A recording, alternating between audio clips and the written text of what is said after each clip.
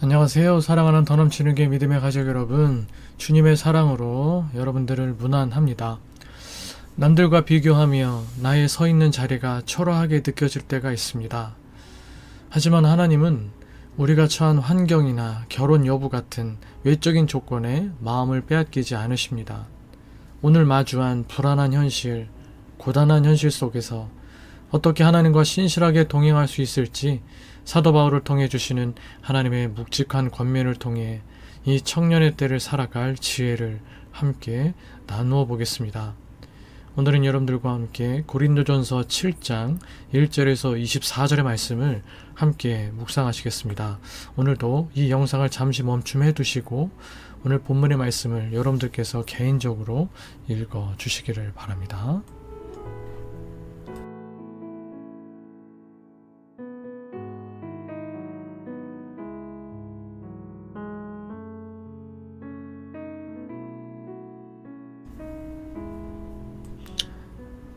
고린도전서 7장부터 16장은 고린도 교회가 서신을 통해 문의한 여러 질문에 대한 답입니다. 가장 먼저 결혼과 이혼 문제에 관한 정교하고 실제적인 답을 하나님께서는 사도 바울을 통하여 제시해 주십니다.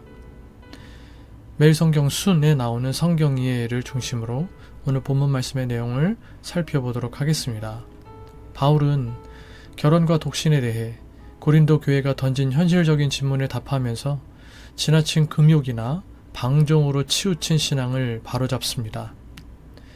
그는 결혼이 음행을 피하기 위한 합당한 길이며 부부는 서로 존중하고 책임있게 연합해야 한다고 가르칩니다. 여기서 주목할 점은 바울이 주님의 명령과 자신의 권면을 구분한다는 것입니다. 신앙을 핑계로 배우자를 버리는 일은 주님의 명령으로 단호히 금지하되 독신에 대한 추천은 주님께 더 전념하기를 바라는 사도의 현실적인 권면으로 제시합니다.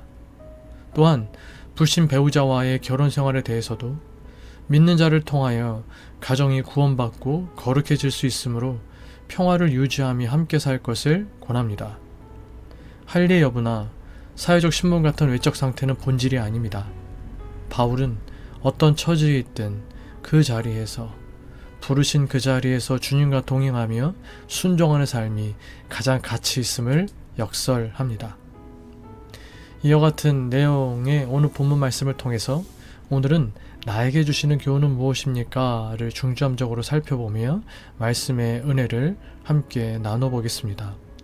1절에서 5절 바울은 결혼을 자신의 몸에 대한 주권을 서로에게 위임한 상호 헌신의 관계로 정의합니다.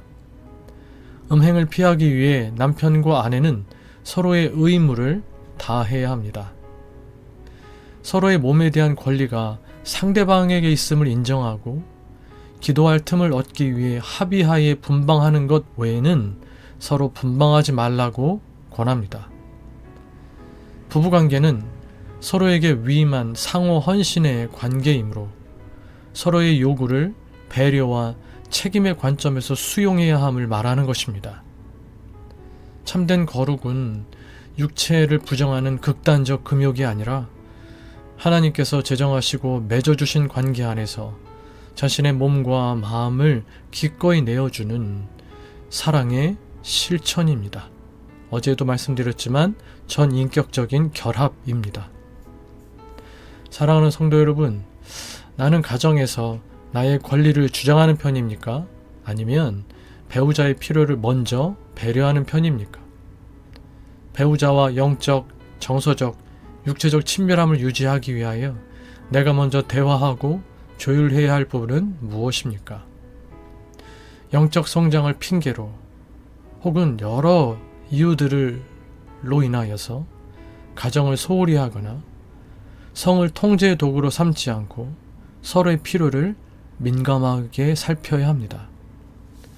부부관계를 내 권리나 요구를 주장하는 자리가 아닌 상대방을 위해 나를 내어주는 상호 위임과 헌신의 자리가 되게 해야 합니다.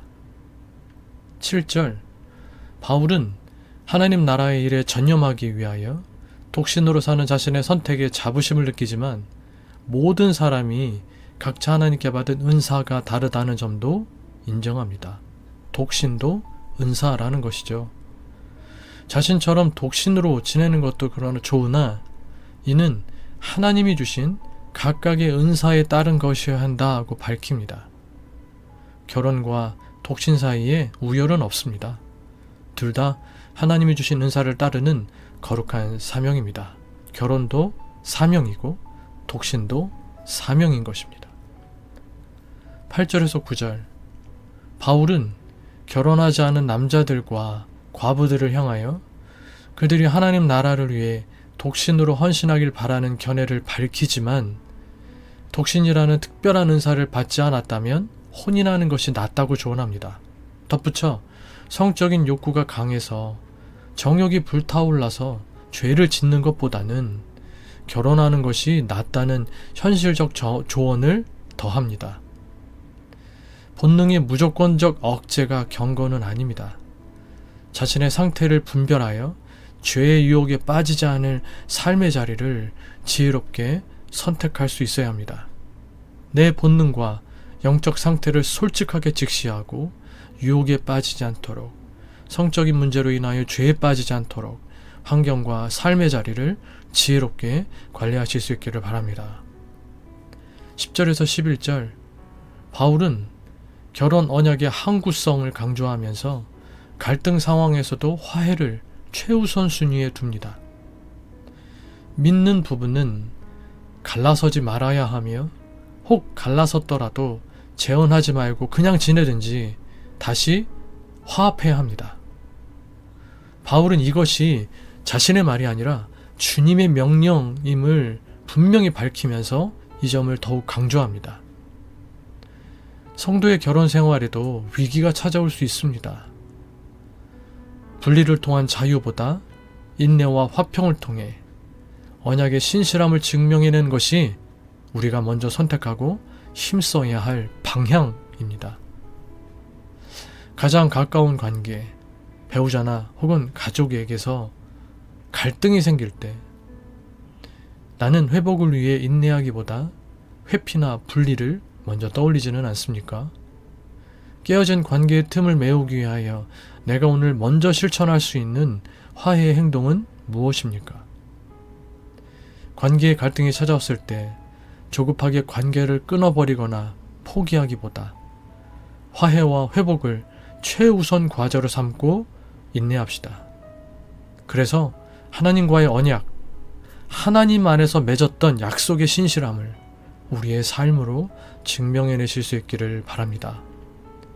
12절에서 16절 바울은 다시 이것은 나의 말이요 주님의 명령은 아니다 라고 밝히며 권면의 말로서 불신 배우자가 함께 살기를 원한다면 성도는 먼저 이혼을 요구하지 말라고 합니다. 믿는 한 사람을 통해 온 가족이 거룩함의 영향력 아래 놓이게 되며 우리를 화평 중에 부르신 하나님의 뜻에 따라 배우자를 구원할 기회가 되기 때문입니다. 이것이 대전제입니다. 이혼하지 않고 하나님께서 내게 허락하신 배우자를 그 배우자가 믿는 사람이든 믿지 않는 사람이든 혹시 믿지 않더라도 그 사람과의 결혼 생활을 신실하게 유지할 때 그 배우자를 구원할 수 있는 거룩한 기회가 된다는 것이죠. 다만 불신자 측에서 남편이 됐든 아내가 되었든 불신자 측에서 갈라서기를 원한다면 구속받을 필요가 없다고 말합니다. 믿지 않는 배우자가 기독교 신앙을 이유로 이혼을 요구하고 떠나려 할 때 바울은 억지로 붙잡거나 싸우지 말고 갈라서게 하라고 떠나보내라고 합니다. 신앙을 지키기 위하여 상대방의 이혼 요구를 수용하는 것을 허용한 것입니다. 하나님께서 우리를 화평 중에 부르셨기 때문입니다. 이 말이 무슨 말이냐면 결혼관계를 유지하겠다는 명목하에 매일 격렬하게 싸우고 신앙을 억압당하며 가정이 지옥처럼 변하는 것은 하나님의 뜻이 아니라는 것입니다. 하나님께서 성도를 부르신 삶의 본질은 화평에 있습니다. 평화롭도록 살도록 하시기 위하여 부르셨다는 말씀입니다. 물론 한 영혼을 구원하는 일에 대한 특별한 사명을 가지고 부모님 세대, 할머니, 할아버지 세대처럼 일생을, 평생을, 수십 년을 배우자를 위하여 어마어마한 탄압과 고통 속에서도 눈물로 기도해서 구원했다는 간증대로 우린 종종 접하기도 했지만 그건 또 어떤 면에선 사명이겠죠. 이런 경우에 화평을 선택하는 것이 잘못은 아니다 라고 말씀하시는 것입니다. 믿지 않는 가족이나 주변 사람들에게 나는 신앙의 매력과 거룩한 영향력을 보여주는 통로가 되고 있습니까? 관계를 내 힘으로 억지로 쥐고 흔들려다 화평을 깨뜨리고 있는 부분은 없습니까? 또 하나님께 맡겨드려야 할 영역은 어디입니까? 인간의 힘으로 바꿀 수 없는 한계 상황에서는 집착을 내려놓고 하나님이 주시는 마음의 평화, 화평을 선택할 수 있는 지혜와 결단도 필요합니다. 17절에서 24절. 바울은 할례나 신분의 변화보다 부르심을 받은 그대로 하나님과 함께 거하는 것이 신앙의 본질임을 선언합니다. 부르심을 받았을 때 할례자였든 무할례자였든 그것은 중요하지 않습니다. 오직 하나님의 계명을 지키는 것이 핵심입니다. 종의 신분으로 부르심을 받았어도 슬퍼하지 말되 자유를 얻을 기회가 있다면 그것을 이용하라고 합리적으로 조언합니다. 주 안에서 종은 자유인이고 주 안에서 자유인은 그리스도의 종입니다. 기회가 있으면 삶의 처지와 형편을 개선할 수 있지만 처지를 탓하느라 하나님과의 동행을 놓치지 말라는 뜻이죠. 신분이나 처지, 오늘 본문 말씀에서 이야기하고 계시는 결혼 여부, 직업, 사회적 위치를 바꾸는데 에너지를 낭비하기보다 지금 내가 처한 그 자리에서 각각 부르심을 받은 그대로 하나님과 동행하는 것이 그리스도인의 진정한 자유이자 주어진 사명입니다. 상황이 좋아지면 순종하겠다는 다짐은 오늘의 부르심을 회피하려는 핑계가 될 수 있습니다. 지금 내가 마주한 현실이 곧 하나님이 사명을 맡기신 현장입니다. 오늘 이 자리에서 어떻게 주님의 뜻을 실천할지 고민하며 순종의 걸음을 떼어보실 수 있기를 바랍니다. 오늘 내가 마주한 일터, 가정, 혹은 불안하고 또 고단한 현실 속에서 그리스도의 종이자 자유인으로서 실천할 수 있는 사명은 무엇입니까? 또한 내가 이 상황만 바뀌면 주님께 더 순종하겠다며 미뤄두고 있는 순종의 영역은 무엇입니까?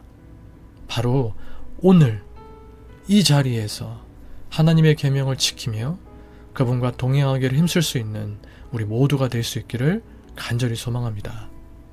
결론, 오늘 우리는 조건이 갖춰줘야 다음 단계로 갈 수 있다고 말하는 세상에 살고 있습니다. 안정된 직장, 내 집 마련, 완벽한 준비가 되어야 결혼도, 행복도, 신앙도 가능할 것만 같습니다. 엠포세대라는 말이 괜히 있는 게 아니니까요. 하지만 바울은 본문을 통하여서 스펙과 상황을 바꾸려는 집착에서 벗어나서 지금 내가 서 있는 불안한 자리에서, 불완전한 자리에서 사명을 시작하라 하고 도전합니다. 이런 관점에서 오늘 말씀을 간단히 정리해보면 첫 번째로 관계의 중심은 상호 헌신과 화평입니다. 참된 거룩은 현실 도피나 금욕이 아니라 하나님께서 맺어주신 관계 안에서 내 권리를 내려놓고 상대를 배려하는 것입니다. 갈등 앞에서는 화해를 최우선으로 삼되 내 힘으로 어쩔 수 없는 한계 상황에서는 집착을 내려놓고 하나님께서 부르신 부르심의 본질인 평화와 상호 헌신을 선택해야 합니다. 다른 한편으로 아직 미혼인 청년 여러분들은 고단한 일상, 혼자 사는 외로움에서 찾아오는 영적, 육체적 유혹을 무조건 참아내는 것만이 경건은 아니지만 내 연약함을 솔직하게 인정하고 죄의 유혹에 노출되지 않도록, 죄에 빠지지 않도록 삶의 환경과 루틴을 지혜롭게 차단하고 관리하는 분별력 그리고 절제력이 필요합니다. 두 번째로 비교를 멈추고 각자의 은사의 자리를 존중해야 합니다. 비혼과 결혼, 1인 가구와 다인 가구 등 청년들의 삶의 형태는 다양합니다. 세상의 기준이나 타인과의 비교 속에 내 삶의 형태를 우열로 나누지 마십시오. 내가 선택했든 환경에 의하여 그렇게 처하게 되었든 독신이든 결혼이든 지금 나의 삶의 방식은 하나님 나라를 위해 부름받은 고유한 은사의 자리, 부르심의 자리입니다. 세 번째, 지금 서 있는 이 자리가 바로 사명지입니다. 취업하면, 연봉이 오르면, 독립하면 그때 더 잘 믿고 순종하겠다는 다짐은 오늘의 부르심을 유예, 아니 회피하는 핑계일 수 있습니다. 처지를 탓하느라 하나님과의 동행을, 순종의 사명을 놓치지 마십시오. 오늘 내가 마주한 불안정한 취준생의 자리, 고단한 일터, 좁은 자취방, 가정 등등, 바로 오늘 내가 마주한 불안한 현실이 하나님이 내게 맡기신 사명의 자리입니다. 하나님이 나에게 신실함을 요구하시는 선교지이자 사명지입니다. 상황의 변화를 구하기 전에 오늘 나에게 주어진 현실 속에서 하나님의 계명을 지키며 주님과 함께 걷는 신실한 그리스도인이 됩시다. 세상이 말하는 완벽한 타이밍을 기다리지 마십시오. 가장 불완전해 보이는 지금 그 자리에서 하나님과 함께 걷기 시작할 때 진짜 자유가 시작되고 형통의 삶이 펼쳐지게 됩니다. 기도하시겠습니다. 기도하실 때 첫 번째로 외로움과 고단함 속에서 찾아오는 나의 연약함을 정직하게 마주하게 하시고 유혹에 흔들리지 않도록 삶의 자리를 지혜롭게 지키며 영적, 육체적 순결을 지켜내게 하소서. 두 번째로 세상의 기준이나 타인의 삶과 나를 비교하며 위축되지 않게 하시고 결혼이든 독신이든 지금 내게 허락하신 삶의 형태를 하나님께서 주신 소중한 은사의 자리, 사명의 자리로 인정하며 감사하게 하소서. 세 번째, 상황이 바뀌면 순종하겠다는 핑계를 내려놓게 하시고 불안전하고 불안해 보이는 바로 오늘 나의 일터와 삶의 현장을 사명지로 여기며 하나님과 신실하게 동행하게 하소서. 기도하시는 이 아침 되시기를 바라겠고, 늘 기도하는 대로 우리 교회의 영적 성장과 또 건강한 수적인 성장을 위하여서, 또 우리 믿음의 가족 서로를 위하여서, 특별히 우리 믿음의 가족들이 최소한 주일 예배의 삶은 철저하게 신실하게 살아낼 수 있기를 여러분 중보하시면서 기도해 주시고, 부족한 저를 위해서 또 여러분들의 개인적인 기도 제목들을 위해서 기도하시다가 자유롭게 일상을 시작하실 수 있는 이 아침 되시기를 바라겠습니다. 함께 기도하시겠습니다.